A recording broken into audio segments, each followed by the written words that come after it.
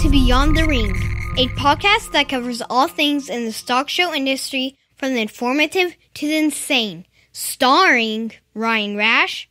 I am not for everyone, and I wear that like a badge of honor. And Dale Hummel. Please fuel up my private jet. I need to attend the World Climate Conference. Now on with the show. Welcome to Beyond the Ring. This is Dale Hummel with co-star Ryan Rash. Hello, hello, hello, and gobble, gobble, gobble. Well, Ryan, I'm glad to hear you sound healthy. Earlier in the week. No, I'm not actually healthy. I'm faking it till I make it the most. I'm not going to lie. I'm not in a good way.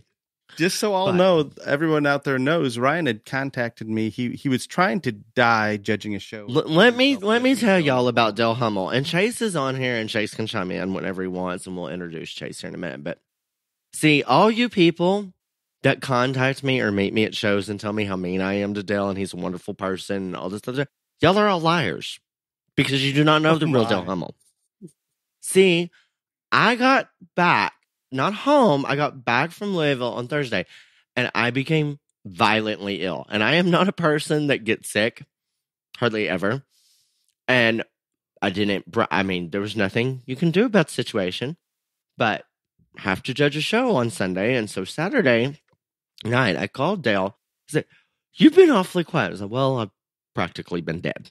And I tried to explain to him the only reason I was telling him is that if something happened at the show, I wanted someone to know what's been going on. Trust your mother to know these things, not Sheree.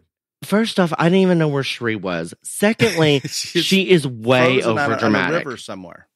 Way over dramatic. Two, I wasn't going to call Callie because Callie gets angry. So I called Dale because Dale normally doesn't like confrontation. Okay? You can tell Dale something and he's going to keep it to himself because he didn't like to confront people about shit. Unlike me, I'll just walk up to him and be like, "Hey, you." But no, Dale's normally non-confrontational. What does he do? And you mentioned that maybe I ought to have Chase as a backup if you aren't healthy enough to do the podcast this week. Oh no! And I till yesterday afternoon, I mean, y'all may think I sound fine, and everybody at the show may have thought I was no. Till yesterday afternoon, I didn't think I was going to be on here. But anyway, and that is why we have Chase on today. He opened his schedule wide open for us, so we thought we'd let him join us.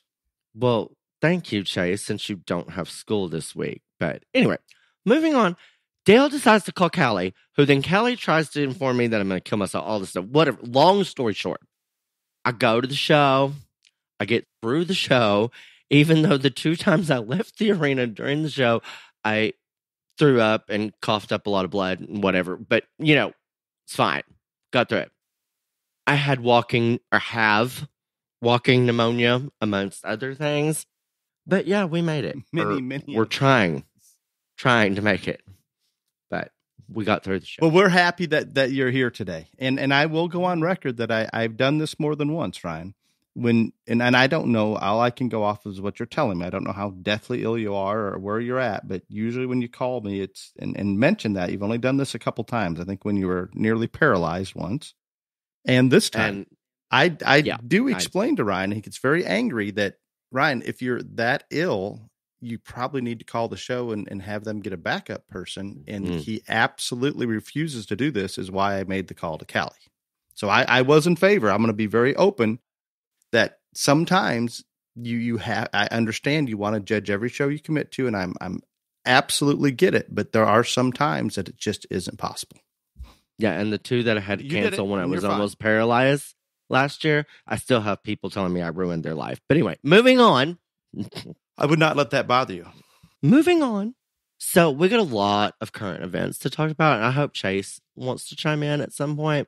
I'm very sad that he didn't chime in on the fact that you're a terrible person, because I thought he would agree with me after your Skillathon torture that he's been going through for the year. But so first thing that I want to talk about, so Fauci had his final press conference yesterday. Did you hear about this?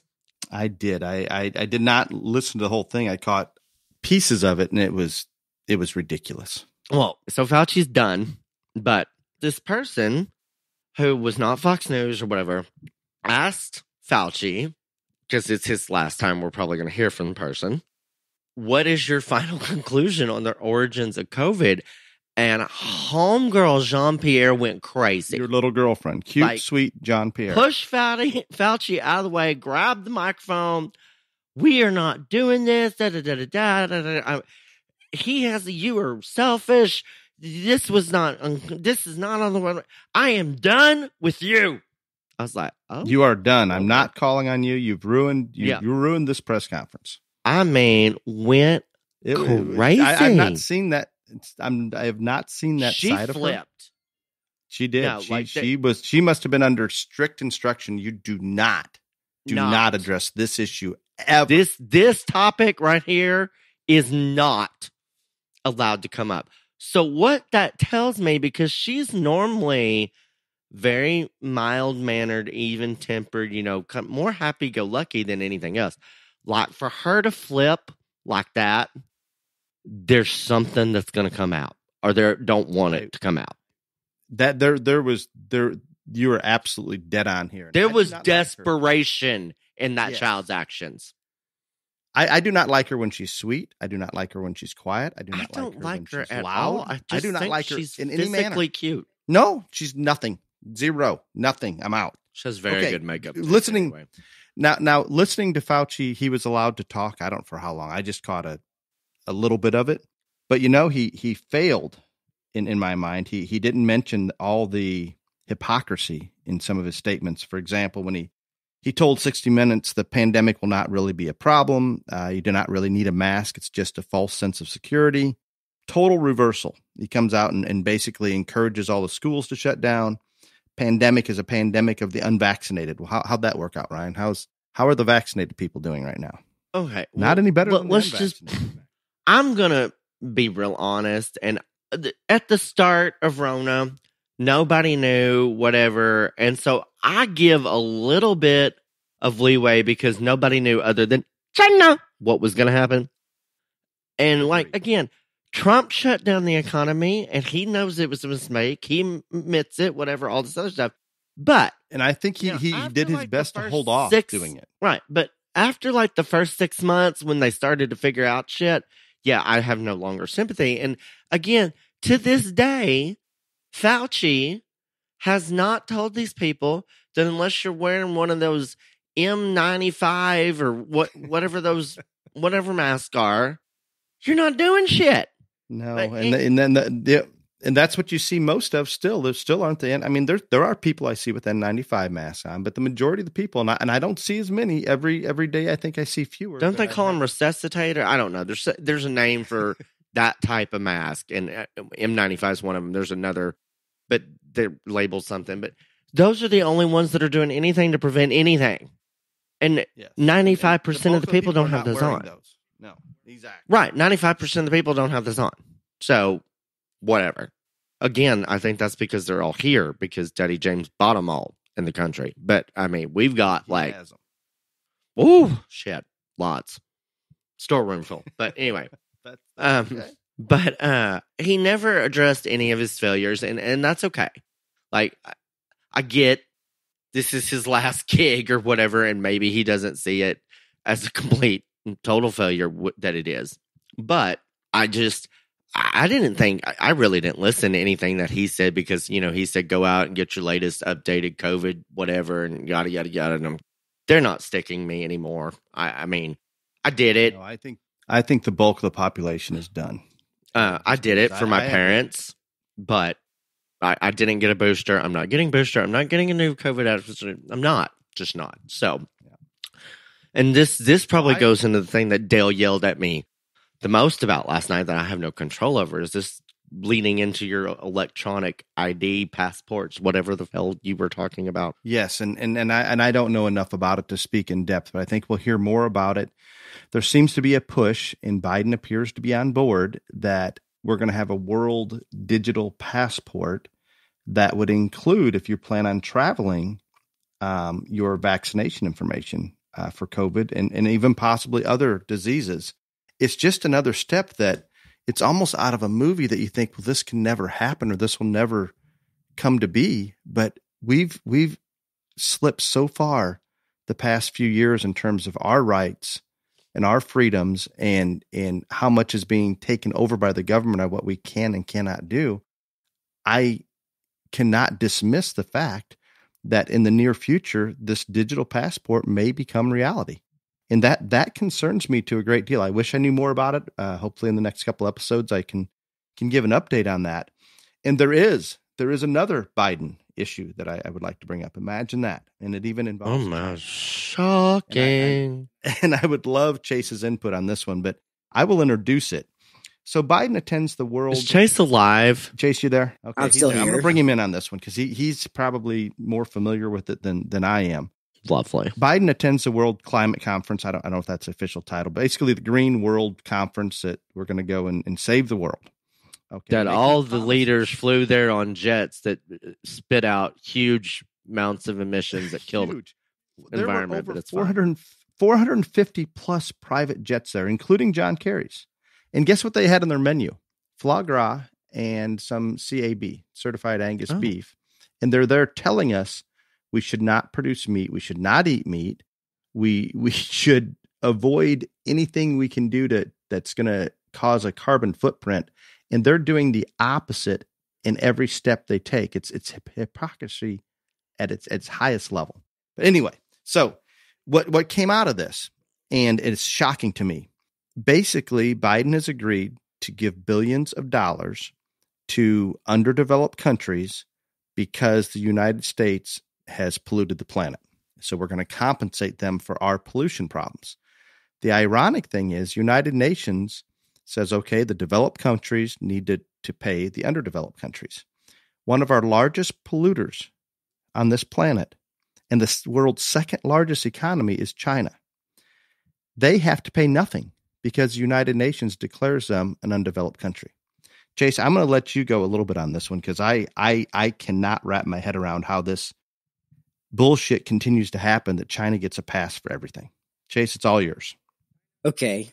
China is easily one of the largest carbon emitters and, one of the largest economies on the planet, but they're called underdeveloped almost solely for the reason that in the cities, you have massive amounts of development, economic and industrial, that are causing these massive emissions and massive economic impacts.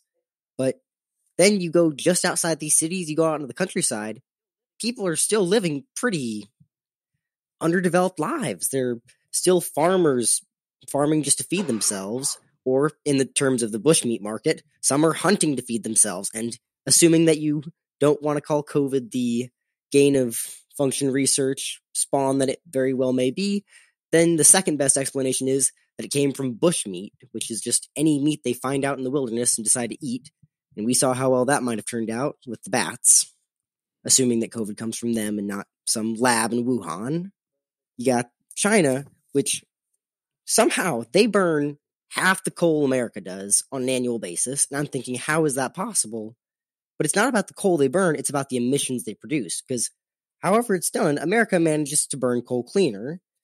Statistics from WHO, World Health Organization, I'm reluctant to trust them considering the way they handled the pandemic, but they say roughly America has about 60,000 air pollution-based deaths a year. Think people with pneumonia, such asthma, as Ryan. that kind of stuff, lung issues. We have 60,000 of those annually. China, they burn less than half the coal we do, and they have 2 million annually. So definitely an issue there. But again, Chase, so you're saying that because outside of the cities, they are very underdeveloped. But I want to argue the fact that they're putting out that much pollution. They're the second largest economy in the world, yet they're given a free pass that we're going to give our tax dollars to other countries, yet they're required to do nothing and they continue as is. I think it's complete crap. And honestly, here's the thing about developing countries. They're some of the worst emissions because developing countries turn to coal as an easy solution for energy. And China is one of those countries. I suppose you could call them developing anywhere that isn't the cities where all the economic power is. And they always go to coal for the majority of their energy. And so do other places that are developing, like India. And once again, you have some of the worst emissions coming from this developing country. Agreed. It's an issue. And I'm not against, and this is going to take me down a path. I'm all for anything that's going to be more environmental friendly over time, the reduction of coal use, the reduction of fossil fuels. I think that's great if we can make that transition to what we presume to be cleaner energy, and if we have the technology to do it. We are so far away from that right now, yet it's being shoved down our throat prematurely. I think it's an absolute train wreck in the process of happening. Now, if we allow capitalism to work and we allow supply and demand to take its course, this would all happen essentially over time. And I'm not even opposed to encouragement from some of the policies that are made in government and so forth. But we can't expect a transition overnight. It just doesn't work. And one other thing that I've got to bring up, there's two things weighing on me heavily. And I visited with a good friend of mine in Canada here just a couple days ago, and he reiterated that there's an elephant in the room in terms of the world order.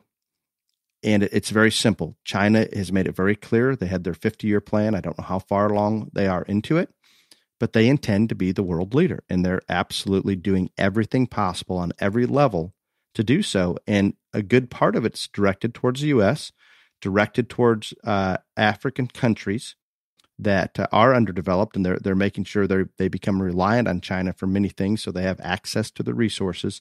I can't even explain how many levels China is implementing to get to this position.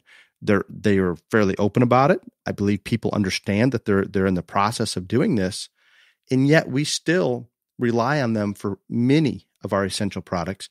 They can shut us down overnight, or not overnight, within a week, by just shutting off our supply chain on essential products. So why have we not heard anything? And maybe people, I don't understand this. Why have we heard nothing about some type of, let's say, a 10-year plan to wean ourselves off of essential products coming from China? Let's develop and manufacture those right here in North America. And we can do that. So we become more self-reliant. So that's huge. If we just did that alone, we at least become independent of China and we are not relying on them. That helps. All the farm ground they're buying, everything they're doing here in the United States and in other countries, this needs to end. And we had a president sitting in the White House that was aware of this at one time, and that would be Mr. Trump, that we'd love to have back in the White House, and that's a topic for another day. But it doesn't appear as though we're doing anything, and I'm not sure the reasons. Maybe the Biden White House is compromised because of issues that the family has had in terms of pay to play. Maybe there's a lot of other, I don't know what comes into factor why this isn't happening. The second thing, and we've talked about this many times, it is ridiculous that we allow Russia to open a pipeline. It is ridiculous that we beg Saudi Arabia and Venezuela for oil that is produced less clean than what we can do right here in the United States. And the single thing we can do to help with our economy is open up our energy supply and become energy independent. Those two things right there, a 10-year plan, a 5-year plan, whatever it takes to bring all of the essential products that are being manufactured in China that keep us moving every day back to North America and energy independence. Those two things alone would put us in a position that is so much better than where we're at now. And I hear nobody talking about it. Ryan, help me understand this. I'm thoroughly confused. You and me both. It seem simple? Why would we rely on why are we relying on essential products from a confirmed adversary? It doesn't even make sense. And I can't even tell you right now, but you're talking about Saudi Arabia and all this stuff. And then yesterday, Biden granted Homeboy immunity. Yeah. Didn't he say that he was going to hold him accountable for the murder? Yes, for the murder. Yeah. And obviously this, wasn't it? Yeah. And obviously this goes to back that he's hoping he'll produce a little more oil. Why in the hell don't we do it right here and help our own economy? Oil coming out of the ground is oil coming out of the ground. Some is cleaner than others, and ours is cleaner. There is no logic in any of this. None of it. He's trying. The only, and it is not logical. Do not get me wrong. I don't want people to think that I think this is logical. But the only reason that I can see when oil prices were as drastically high as they were, and today they even showed on the TV this morning, oil is 20 cents a gallon on average higher than it was last Thanksgiving. So while it is lower than what the all-time high was several months ago, it's still not close to what it was in the Trump years, and it's still higher than what it was last year at this time. What I don't understand is, or I think the only reason that he's continuing not let us produce any of the energy that we need is because his base is really far left, and they elected him to do whatever it takes to save the planet, and he thinks this is the one thing he's got going for him on saving the planet is no more drilling. But they can't see that taking the oil out of the ground in Saudi Arabia is not clean. Having to ship it all the way and burn more fossil fuel to get it here. Can they not see that part? That I understand what you're saying, and I agree with it. Are they just that ignorant that if it comes from another country, it's really not happening? Don't you remember a couple of podcasts right after the midterms? I was very angry and talked about how ignorant I think some people that vote are. Yeah. Chase, give us a younger view on this. What are we missing, Chase? I think you're hitting the mark perfect. It's the same thing. I'm sorry for doubling back a little here, but China, all of Europe and all of America, we think we're getting cleaner by weaning off of coal. But the thing is, by exporting all our manufacturing jobs to China, we are having them do it on their energy, and their energy is coal. It's dirty. It's making emissions more than America and Europe, almost by double. If we brought it back here to America, that manufacturing, we could do it on our own energy terms, which could be nuclear, it could be wind, it could be solar, it could be gas, but it could just overall likely be cleaner. And yet for some reason, they don't assume see if that. It's not being pulled out of this country, or energy's not used in this country, it's not happening. So I get it. I get it. Ryan, we're running long, but do you have any other current events before we move into some other topics? I don't know. I'm sure I could have talked about a lot of things, but I mean, you know, I'm sure there are. How about some BTR JLA news? Well, or reports or standings. I'm working on that. Again, some of us are not 100%. I'm working on that right now. As far as news, but we can maybe pull that up right before question and answer. Well, no, just give me a minute, okay? I'm right here. Okay, so top 10 intermediate GOAT, and this is going to be the last age top 10 that I do for the year, and I wanted to do this one because I got to meet these two kids in Louisville.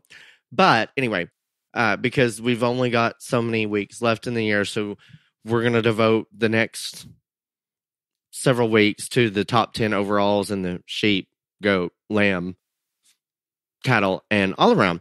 But anyway, I got to meet the two people that are tied for the top 10 intermediate GOAT in Louisville, and they are Audrey and Ashley Poling from Motesville, West Virginia, and they have 510 points. In third is Piper Liska, Yuma, Arizona, the current all-around leader with 500 points. Fourth is Kiera Rogers, Gilbert, Arizona, 440. Fifth is Michael Roselle, Adams, Oregon. Next is Zoe Griffin, Pinedale, Wyoming, followed by Shay Robertson of Elkhart, Kansas. Wyatt Griffin, Pinedale, Wyoming. In ninth, I believe, is Olivia Arnold of Milton, Pennsylvania. And rounding out the top 10, I think, is Eliza Dugan of Jerome, Idaho. But got to meet those two girls. They were very sweet in Louisville. So I wanted to do that one. But the other thing that I want everybody to know is we are going to get results from Kansas City and Louisville. We've been in contact with them. Everybody's asking about it. I understand. You have to get, what you don't understand is when you run a show of that size, it's like takes a little bit after the show to get everything organized and put back together. And so they are working on getting their premium checks out and all that other stuff. That is far more important than getting the results posted to us, but they're going to as soon as they get their paperwork taken care of. And so those shows will both be on there momentarily. Do not worry. You're going to get your points from Kansas City and Louisville. Just got to give them a minute to get the stuff that they need done first. And I completely understand that. And we appreciate them getting the process and eventually getting those to us that they're working on it. Ryan, you mentioned you'd met the two, I think, that were first and second in that intermediate GOAT. I know several of those kids in that division, and that is a good set of kids. it makes me happy to think about those that are involved in that association and just the quality of kids that are out there. It reminds me of it by listening to some of those names. And again, like I said, Kansas City and Louisville haven't been added. The rest of the shows are we can only put in what they get in, but the Jackpot shows wise have been pretty good about sending them in, and we've kept them updated. But with Kansas City and Louisville being both double point shows this year, next year they'll be triple point shows. This could be completely different as soon as we get those results in. We'll just have to see, because I don't know how everybody did. But so there could be changing, and I think that is the one thing. And like, I had several people that came up to me in Louisville and talked about this. And this was, it's good for me to hear, because that was kind of the goal the whole way when I came up with this in my mind, is like, they said, we know where we're at and all this other stuff, but we also, whether there was several people that were right in reach of top 10, they're like, we think with our Kansas City points, we'll be back up there. But the general vibe that I got is they didn't think that anything throughout the year, that it was ever just not possible for them to be able to compete. And that's why we did just 10 rings. And that's why we do just count one animal regarding breeding, market, etc. That is kind of the goal. We want everybody to think that they have a chance. And I appreciate those people telling me that they believe in the point system, and that's how they feel. Excellent. I would like to recognize our sponsor, ShowFresh H2O. I continue to receive positive feedback on ShowFresh H2O. It's simple. Give your stock every chance possible to hydrate on the road and at the shows. ShowFresh H2O is the single simplest thing you can do to improve your success in the show ring. Did I mention you can leave it in the show box or the trailer in the winter or summer? No worries. Made in America, sold at your local supply trailer or at swampfox.com. Thank you, ShowFresh H2O, for your continued support. Thank you, ShowFresh H2O. Hold on, I'm not done with ShowFresh H2O. We can be thankful for that today. It is Thanksgiving. We are thankful for ShowFresh H2O.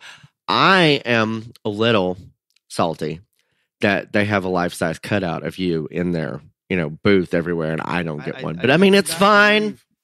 I do not believe many things that come out of your mouth. No, I heard you had a throne in Louisville. You just never went and sat on it. But it's fine. It's fine. Oh my! I was a little busy at Louisville. Just a little bit busy. I was fortunate to even get over to watch the goat show. Mm-hmm. The most topic busy of the day. Let's be thankful. Yeah. Ryan had tossed this out that this is a logical.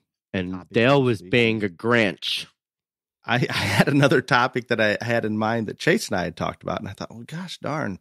But he is correct. This is the appropriate time. Maybe we should have done it last week prior to I don't know when the best time to do it, but this is going to work just great. So I'm going to, it's more difficult, and we're going to have Chase come on and give some of his thoughts and views on what he's thankful for, as obviously as well as Ryan. I have a harder time than Ryan maybe disclosing my personal life or telling stories about my personal life. You think? I do a little, but we're gonna do one of those, and we'll talk a little bit more about. He's been saying that for 3 years. Yeah, and we're gonna do that. I'm gonna make sure that happens. I'm gonna go ahead and start this off, Ryan, if you don't mind, because go right ahead. It's all you and Chase. I can just be done with it. So I'd like to take a moment and look at the bigger picture of the stock show or livestock world and all that it's done for so many. And this is easy. And this actually hit me last night, and it hit me pretty hard. There are so many people that have benefited, families, individuals. We can go on from this show stock / livestock / livestock judging, or the industry we're involved in, the world that we live in our world.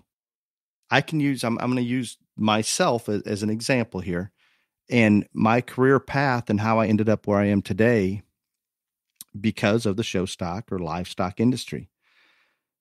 My older brother and sister both raised sheep and hogs. They were able to exhibit at the Chicago International with some success. Everything home raised, just a small breeding operation. My family worked in the livestock industry in several facets.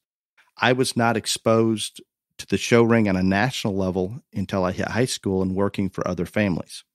So my introduction wasn't just, wow, we're showing livestock all the time. My brother and sisters showed at obviously one of the biggest shows in the world, but they were 10 years older than myself. And by the time I was old enough to show, their livestock was gone, and they had left the house, and it wasn't something that automatically happened. So I didn't jump in showing it at a very young age, and showed very minimal even as I progressed through high school.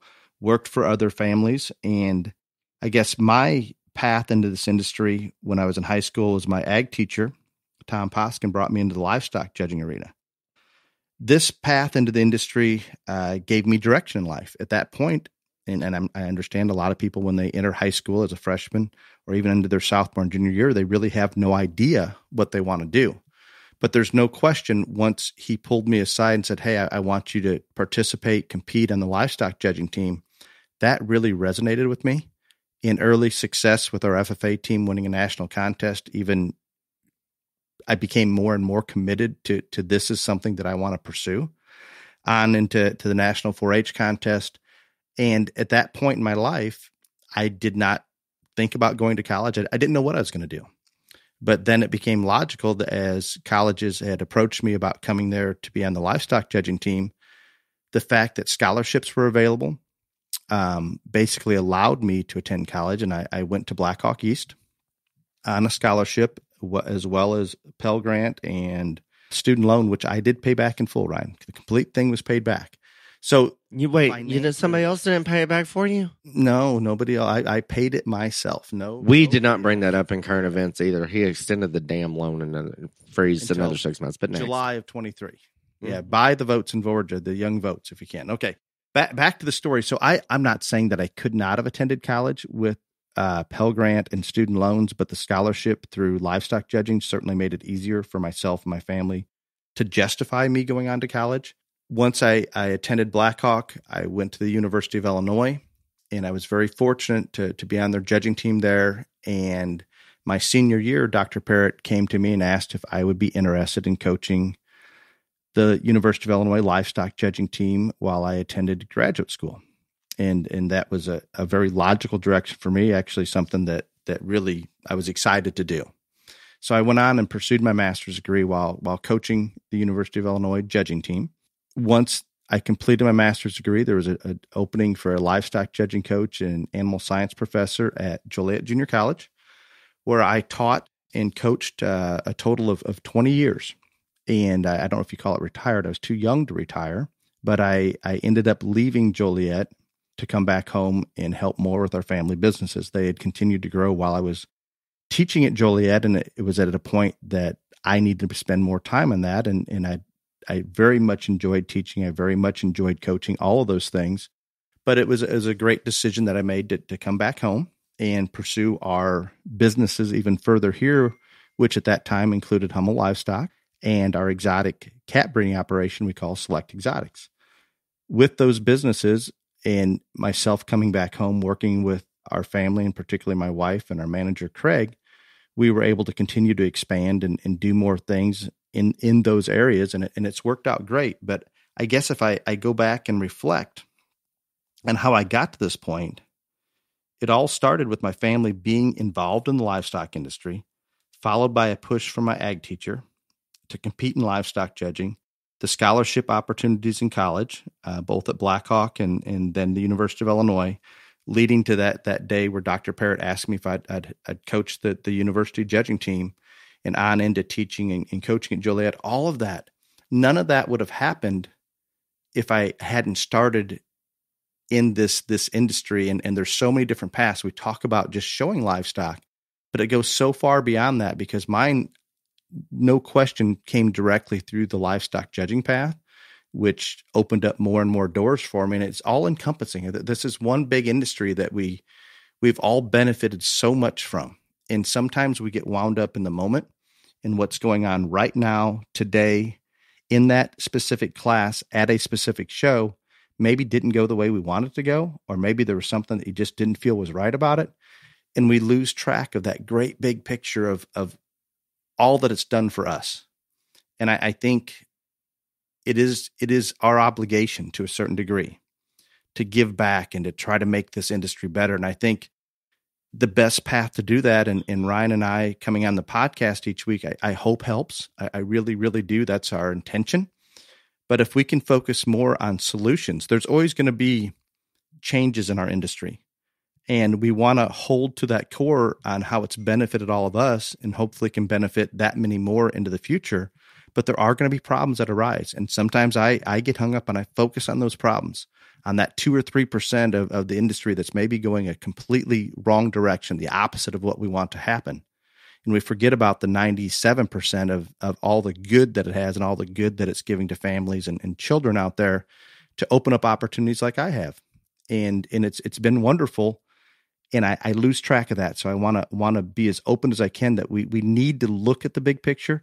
We need to be a part of the solution and not always just focus on those problems. The problems are there. Ryan and I will talk about the good and the bad in this industry and not hold back on any of it, with hopes that we can remind everybody of this is a good place to raise kids, and also that there are going to be hiccups and problems that arise, and it's going to be different 5 years from now than it is now.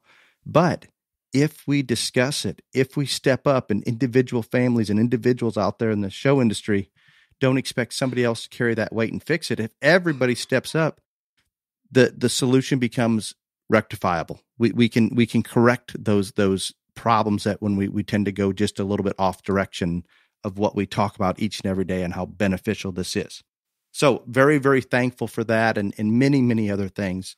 But I'm going to let Ryan and Chase come in here and kind of give their perspective on some of this. And I can't thank my family enough, my wife, Holly, our 4 children. I mean, we have benefited as much as anybody from this industry. And for that, I give thanks to the entire industry. Ryan, Chase, all yours. Well, look at you not being a Grinch anymore. That's so sweet. Thank you. And again, like, I didn't want this to be the typical, thankful thing that we see on everybody do. And that's fine. And I get it. I'm not that person. Like, I'm never going to be the person that puts up 30-something things that I'm thankful for in a month on Facebook. It's just, I'm just not that way. And I know Dale is even farther away from that than I am. There's nothing wrong with that. It just... No, I'm not saying there's anything wrong with that. We're not geared that way. And I think that was his immediate hesitation to this, was like, ha!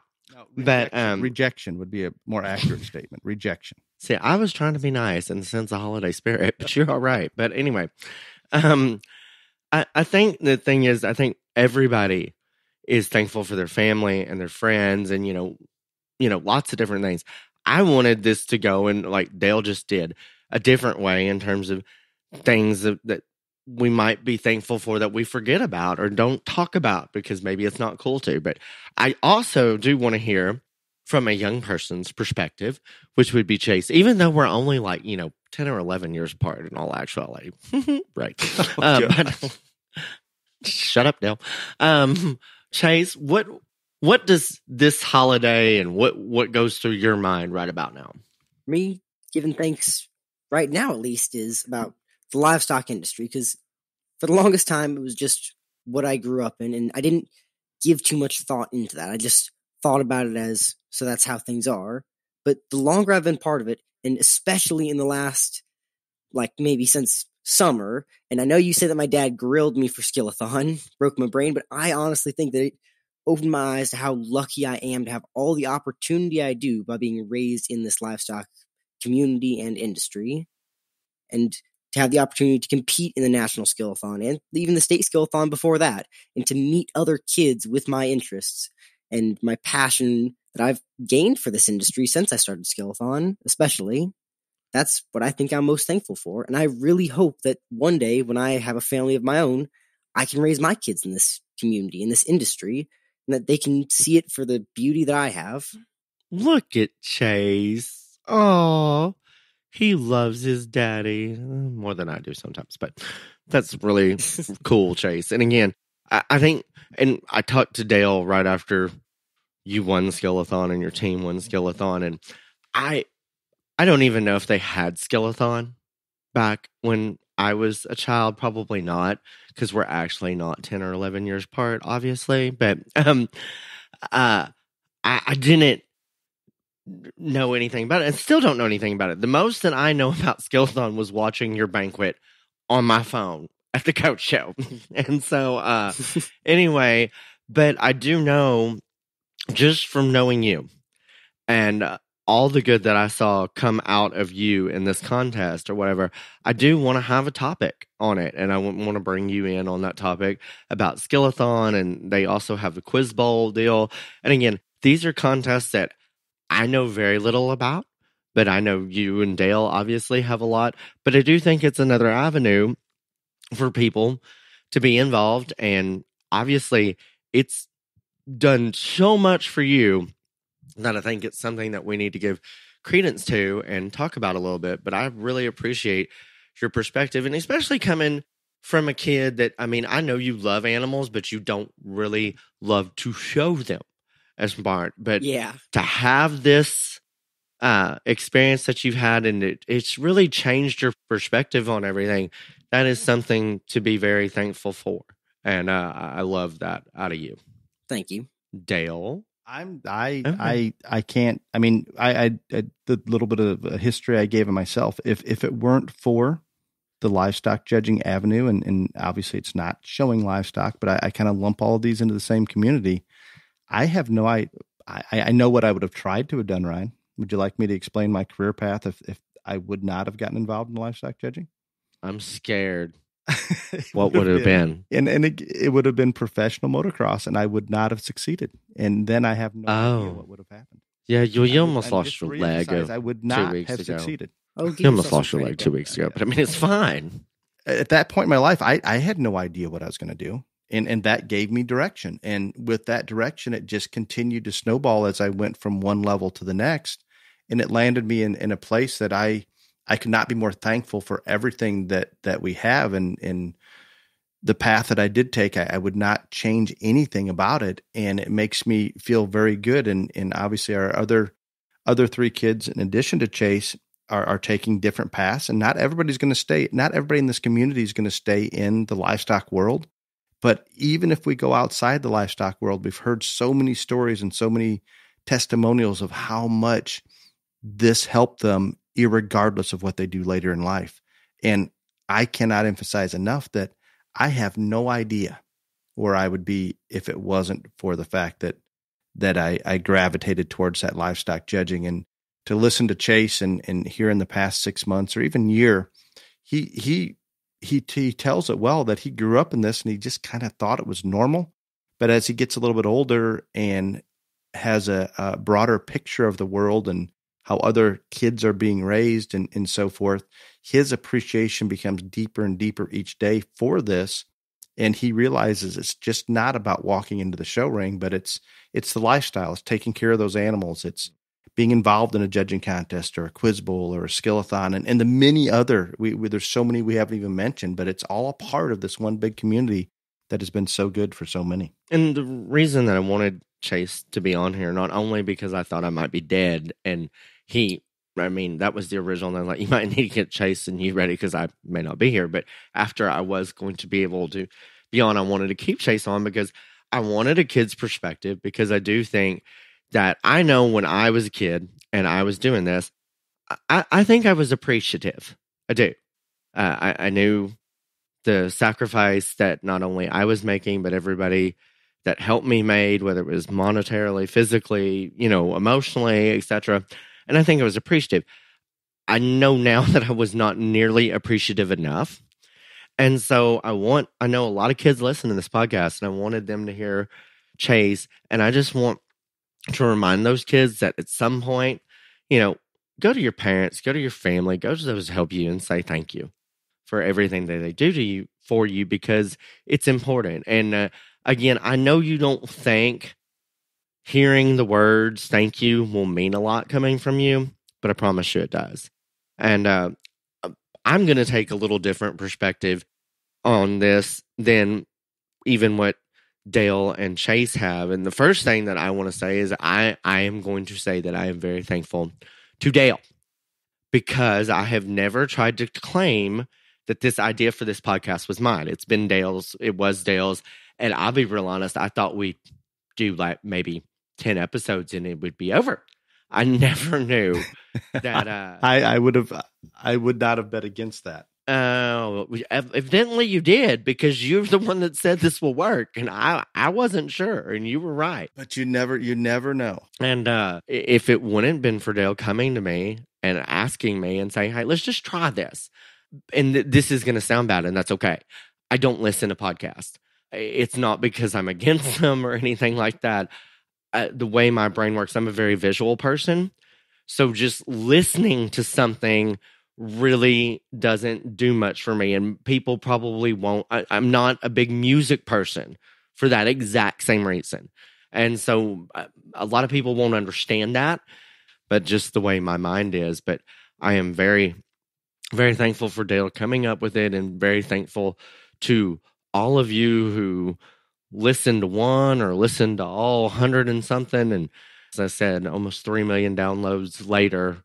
Just crazy, but very thankful for the idea, the person, and all of our listeners and fans out there. And another thing that I am very thankful for, that I think that, I don't know if we've ever addressed it on here, but I'm very thankful that the livestock industry, or the livestock show industry in particular, did not give up a couple of years ago.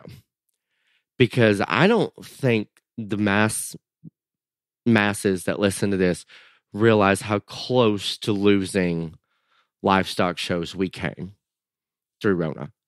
How close it was. We were a couple or 2 or 3 minor incidents away from probably this being a thing of the past. And the resilience, the fact that a lot of us never gave up, never quit, kept fighting on, even in circumstances that were not ideal. A lot of the times, says a lot about the people that make up this industry. And we're not back to where we were before Rona. I judge as much as anybody. I know numbers are still down, but we're making some headway and some progress. And again, just so thankful to not only the families and the exhibitors not bailing on us, but to those of you out there in the industry, and whether it was in a huge way or in a small way on a local level, that kept this alive for these kids.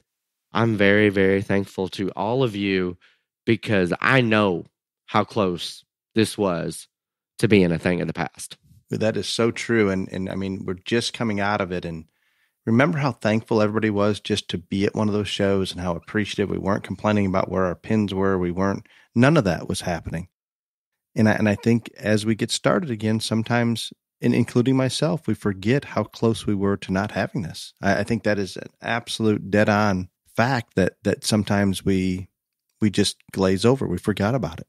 And then the final thing or topic that I want to talk about being thankful for is, and it goes into the fact that very happy that livestock shows are still here, and most of them are on the rebound, and some of them are even thriving.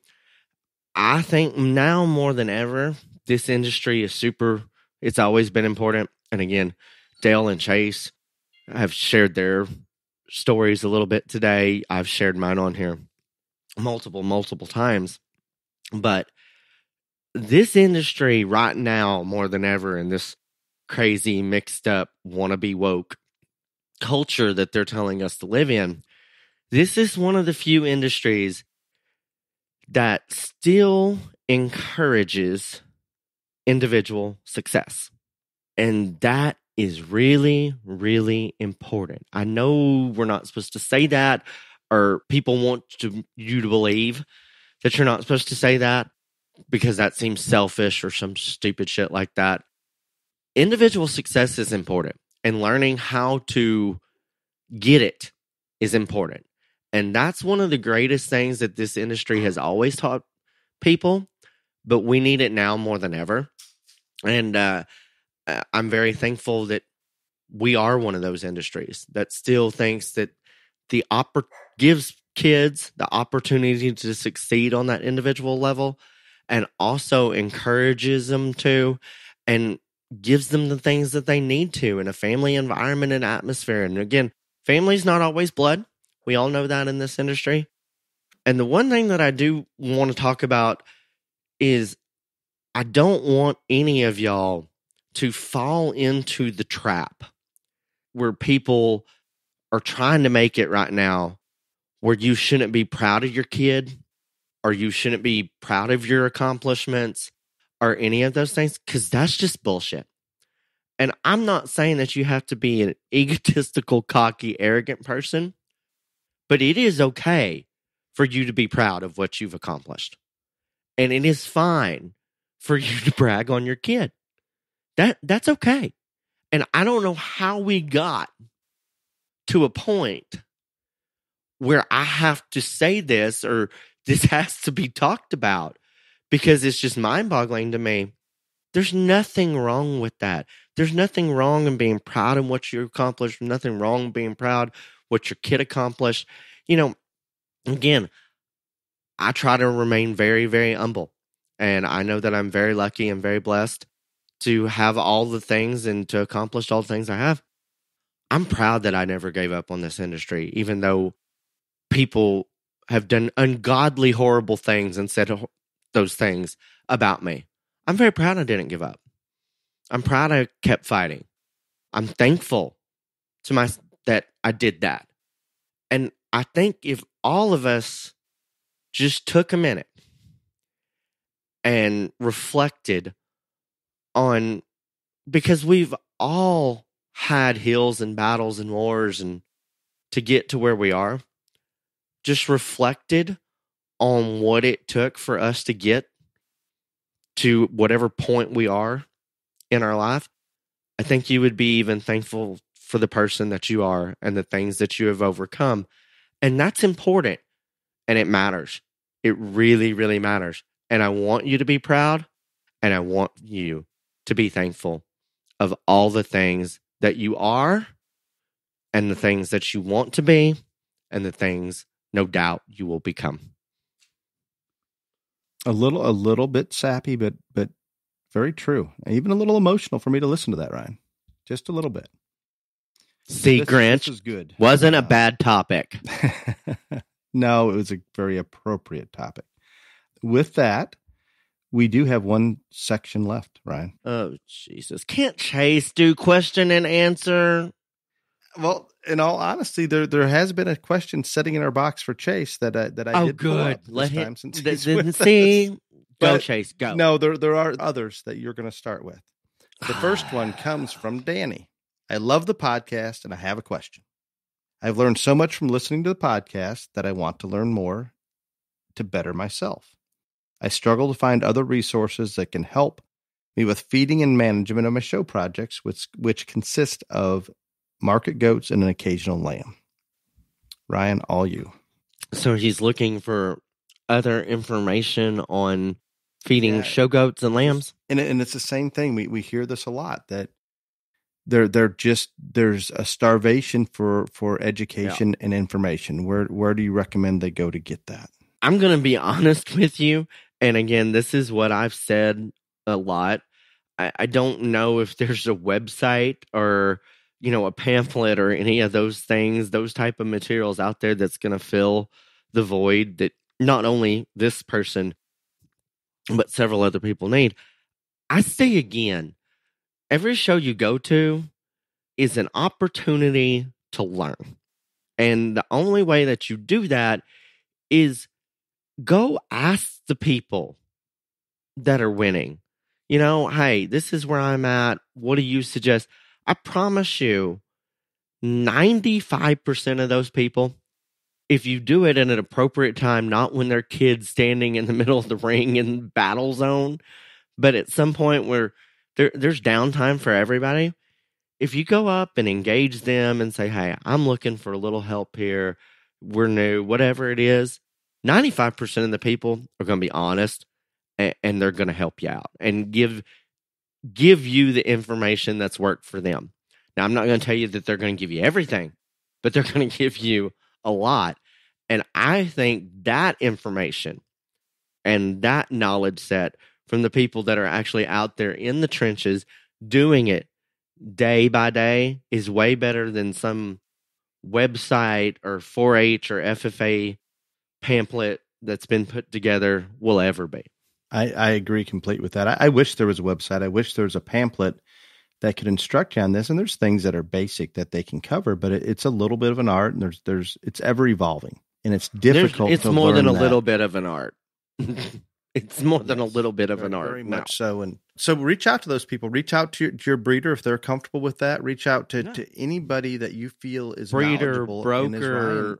Yeah. Whatever that may be. And some may tell you they don't have time or whatever it is, but if approached properly and presented in a manner that, hey, you just want to learn, the majority of them are going to reach out and help you. Now, I will tell you that I get texts or calls, numerous calls or texts daily asking questions, and these aren't necessarily even clients of ours, but have questions about feeding or something about a show goat or whatever it may be. And I will answer as many as I can. It's not always possible to get back to everybody, and I apologize for that. But most of the time, you're going to find people out there. If there's time in the day, they're gonna do what they can to help you. So I understand your frustration trying to find resources, Danny, but just keep trying. Ask those people that are doing well in your local community. Ask your breeder, ask your broker. Just keep reaching out until you find that one person that's giving you guidance that you're comfortable with, and you can continue to progress. But greatly appreciate the question, Ryan. Thank you for the answer. The next one does not have a name with it. It just says show superintendent. Are you ready for that, Ryan? This could go bad. I've heard, no, it's not that bad. I didn't dig deep enough today to find those that are going to get you wound up. I have heard you talk about some judges being hired that maybe are too closely tied to family showing and or are not qualified. How do I bring the best judges possible that all the exhibitors have the opportunity to succeed if they have the best animal? Simple. I think something that's Let talked about the people vote. I don't know that we've ever had a question on. Let the people vote. The people that are exhibiting. Yes, let the people vote. Just it. Yep. I mean, many times. And he's asking, what's the best thing to let them vote? Yeah, no, I would agree. They're the ones that are out there doing it every day. You can't expect a superintendent to know everything. No. To know who's connected to who's qualified and who's not. So that is a simple solution. And even if you don't want to let them vote, give them an opportunity to make recommendations. Open it up to everybody in that thing, whatever. Here, turn in a recommendation, all this other, and then if you would incline, let them vote from those recommendations. But again, I would say, go to this part.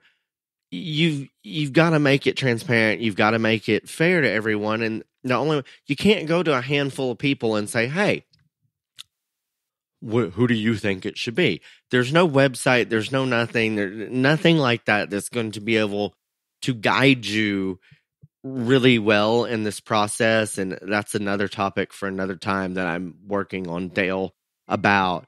But the thing is if you just open it up either for recommendations or, put a set of judges together on a list and let them vote, it's on them then. You know what I'm saying? They've picked, that's the person that's coming. They know who it is. They can prepare as much as they can accordingly.